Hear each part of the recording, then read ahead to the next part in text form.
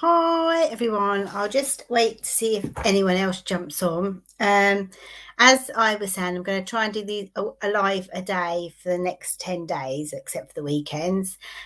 Just really putting down exactly um, why, how to onboard apprentices and helping you out with questions that I get all the time. Whoever that is on, if you want to join me, it'd be great to see you. All you've got to do is show the StreamYard, click onto that, and then I can see who you are and I can answer any questions you have. So I see on now, so I thought just leave it a few seconds and then I'll start going. So one of the questions I often get asked by people is about how to onboard an apprentice efficiently, and it's really important. Every time I've steered away from this, and that doesn't necessarily just mean apprentices, it's anybody that you employ.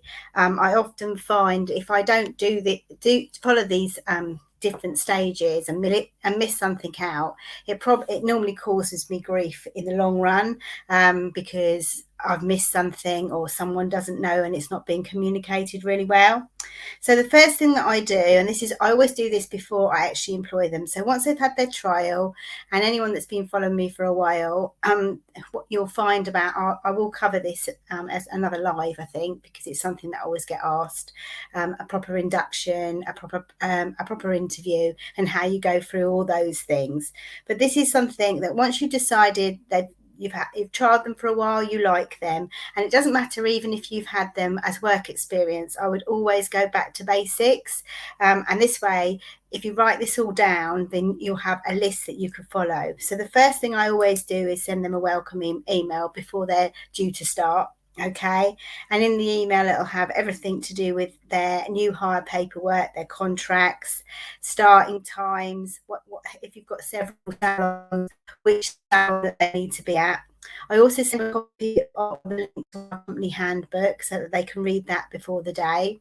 And it's really, in my salon, I always had a salon handbook, and in my training academy, we just have a company handbook.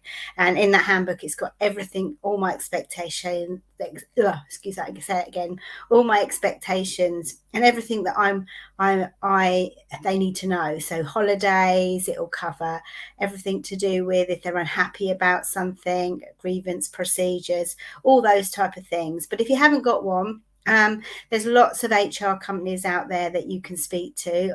We use Peninsula, who are really good, and they can help you with all your contracts, especially if you're employing for the very first time, whether it's an apprentice or whether it is an employee.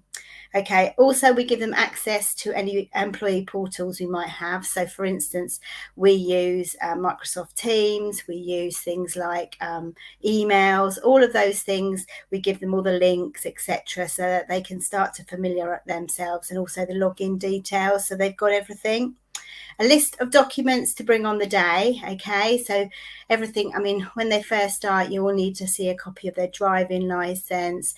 If they're starting a job for the very first time, their national insurance number, all those silly little things that your accountant might ask you to have, but are really important.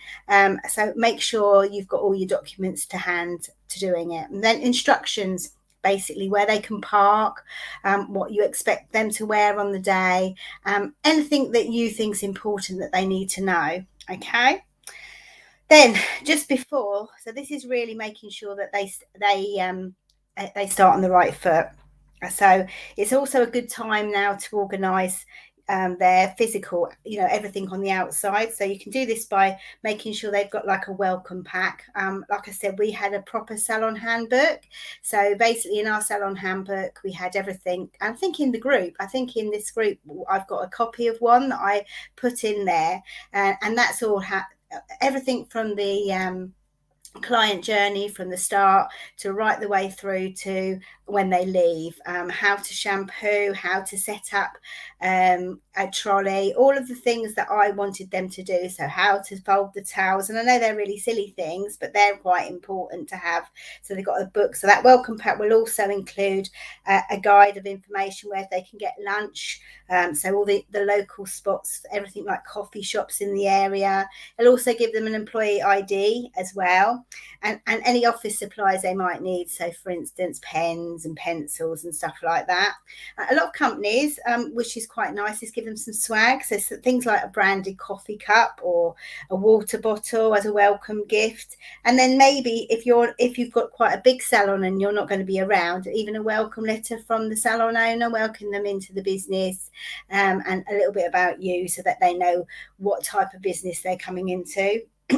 So day one, what to do on their day one. So day one's the exciting opportunity for both you and the new employee or apprentice, but there are a few things to remember in order to make it a success. I've written all this down, as you can see. So make sure that you arrange for someone if you're not going to be there to greet them when they arrive. There's nothing worse for a young person or even an older person going into the job for the first time that don't know anybody, even if they've worked in your team for a couple of days as a trial basis. It's nice to make them feel welcome as they come the door. So always make sure there's somebody to welcome them, and that person's responsible for giving them a bit of a salon tour. So things like where the toilets are, introducing them to where they'll be working. So for instance, the washing machine, all the coffee cups, where they're stored, or anything that you need, or anything like that that's going to help them when they start. Okay. And then the next thing I always make sure is that they meet that whoever's going to be their salon mentor. So if you're not going to be the one training them, I make sure that they meet their salon mentor or their mentor for whatever business you're in. Who'll be looking after them initially, and that makes them again feel welcome. And if they feel a bit intimidated by you as being the salon owner, they've got somebody that they can ask, and on that meeting as well, I make sure that person talks about the company's values, what we stand for as a business, what our expectations are, any new hire paperwork that needs to be completed, talk about the salon benefits. So if you're somebody that lets them, hi Holly, if you're somebody that lets them have their hair done at a discount, all of those type of things. Retail, if you let them have their products at a discount, again, their salon mentor would go through all of that, etc. And then again, I would then go back on all the company policies. So everything from vacation and giving them a form to fill in. We actually have an app called it's the BR, I think it's called BR app, basically, which is they can actually request their holidays. So Peninsula uses that. That's brilliant. So basically I show them how to use that, or their salon mentor will show them how to use that, or if it's a new employee into my training business, they can use that so that they know what to do if they want to request holiday, if they're poorly, who to ring, what time, all of those type of things that we all take for granted. Even if you haven't got like apps or anything like that to do all of this, it's a great thing to write everything down. So all your expectations, you only have to do it once. Even if you record it and then you get somebody to type it all up, that's another great way of being able to do that. Again, I make sure that the salon mentor goes over with them what they need to wear, and the hours that they'll be working, what time they need to be there. And I always stipulate about making sure that they're on the salon floor, not walking through the door at 9 o'clock, but they need to just be in a few minutes earlier and get their cup of coffee and then come up if that's what they're going to do. The next thing I always do is make sure that after the early morning activities, the salon mentor takes them out for lunch. I know that sounds a bit funny, but it's great because it's a great way for them, to take a break, but also they can start building up a bit of relationship with the apprentice right from the beginning. And even if it's to take them to the staff room, you're not going to take them out to a local cafe, but you're going to take them into the staff room. But I think it's quite nice. I think if you can stipulate that and then help them with that. And again, they can, at that meeting, they can, after lunch, they can follow up on their job description, what's expected them. So go step by step through the job description, because if you just give it to an apprentice, especially if this might be one of their very first jobs, they might not really understand everything on it. So it's a great thing to go through, and then they can answer questions, etc. And then maybe find out what their goals are, if there's something that they're wanting to achieve quite quickly. So if it's learning shampoo first of all, or they want to earn a certain wage by a certain time. It's actually finding out what those things, so going back to the four main things that drive people, which I always bang on about, so I'm going to say it again. Making sure that that it's either money, recognition, job satisfaction, or development. So what are those things are always important to them, but what order are they important? And the more you can find out, sometimes they're not ready to tell you on their very first day, but it's something that you can revisit over and over again. Make sure that you ask the apprentice questions and get them, so when you give them something to do, just make, so I always say things like, just so that I can check that I've explained that to you and that you've understood me, because sometimes I can ramble on and I make a bit of a joke of it.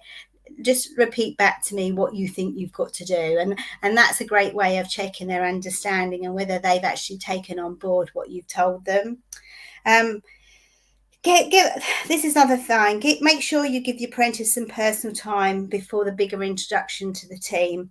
I think it's a good time of the day to give the apprentice an hour or two to settle in and set up all their, all their bits and pieces that they're going to need when they get started, all their paperwork, etc. And if you've got any sign-ins that they've got to do, i.e. get into your software on your computers or anything that they need, that's a good time to let them do that. And then at the end of the day, consider getting a get together with all the staff. So at the end, when everybody's finished, all gathering around reception or in the staff room, and then introduce everybody, because it's just giving everybody time to feel around before the apprentice leaves, just so it breaks the ice with the other team members, and it's quite nice for the young person as well. The next thing is steps to do in the first week. So one of the things I always do, I just give them a chock full of information on their new role and the company as a whole. Okay, so I can tell them all about how long we've been going. We talk about revisiting all of the our culture, our expectations. So for us, like, we have 4 values that we stick to all the time, which is we're always looking for, like, above and beyond a standard is one of our values. Keeping it real, so real honesty within the team.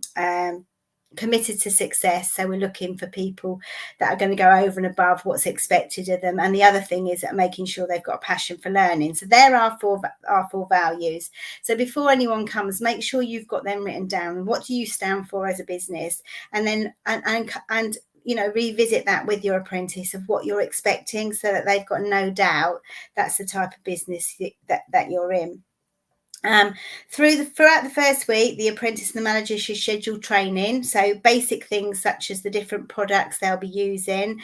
I always start with the shampoos, because that's, if it's in the hair salon, I always used to start with the shampoos, everything on the side. So what shampoos would be used for and why they're used for, and they would cover those products. But if you're a nail salon, you could be covering, cuticle oil. If you're a beauty salon, you could be covering skincare. It doesn't matter what you do, but as long as you start building that expectation that you need them to know the products that they're using, so that they can explain that to their clients. And also that makes them feel part of the team. Making sure that you organise some one-to-one training with them. Even things like going through the treatment room, showing them how you want the treatment room set up. So you've got your little book with how you want it to look, but actually physically taking them through those steps and showing them how to do it. And I know that might seem crazy, but even making a cup of coffee for some young people is hard, because they've never had to do it, or a cup of tea, they've never had to do that. And I've had many salon owners in the past who've chuckled where they've, asked somebody to go and make a cup of coffee, and it's just come back with a cup of milk instead of the coffee in it, how it should be. And when you're a new person and you're young, it can be quite embarrassing if you muck that up. So it's really, really important you make sure that they fully understand it. Even the drawers, showing them the drawers, how they should be left after each treatment, showing where everything goes individually, how to fold the towels, how to put your cover covers on the bed. If you're in the hair salon, whereabouts everything is kept. So for instance, what clients are given when they first come in, so everything from if they've got a cape, where that is, how it's got to be put on, how you speak to the client, all of those things, just covering them off so that they feel as if they're part of the team. And it's always a good idea, I think, to make sure that when you have a new person start, that at some point, very quickly on, to gel them into the team, you plan a social event. Now that can be anything from a barbecue in the summer. We used to hold quarterly barbecues. In my training academy at the moment, we go out for a meal every quarter. That's just so that everyone can bond and get to know each other, and in a social event rather than just at work. I think it's a great way, because then you get to know people, and what you're trying to do is build a team of people, like-minded people that like being around each other.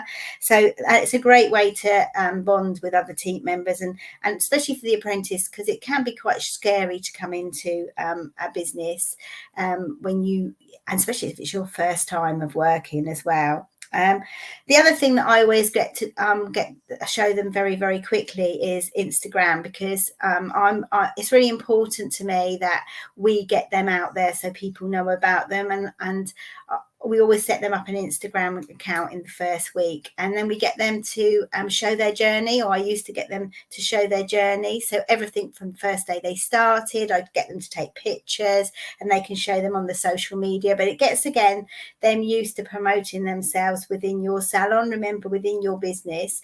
I just make sure that when I set them up on Instagram that we have all the logins, so that if they are off on holiday or they're poorly and a client does contact them, I can still get access to that and answer the clients. So that's a great way. But it's really nice, because if you get your apprentice using social media very, very quickly, they'll be used to that. And then hopefully long-term wise, then as they build their clientele, more and more people will watch them. But I think it's great to see that journey, and it's great for your salon. It's great for the community to see that you're investing in young people, which I think a lot of people like to see.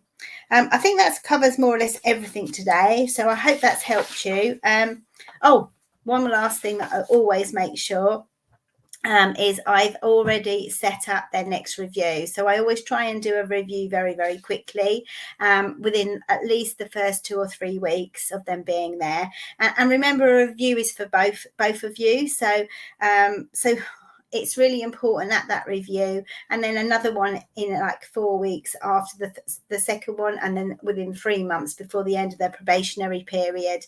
And the one at the end of the probationary period is just to get feedback on both sides, how they found the onboarding process, and if there's anything that they thought would have helped them or improved. That helps me for the next person that I take on, but also as well to give them feedback of how they're progressing and how they can reach their next goals. Okay, that's really about it. I think I've covered everything. If there's I'm going to come on tomorrow and cover another subject about apprentices, because I have so many questions. But like I said, if you're interested in knowing more, join me tomorrow night.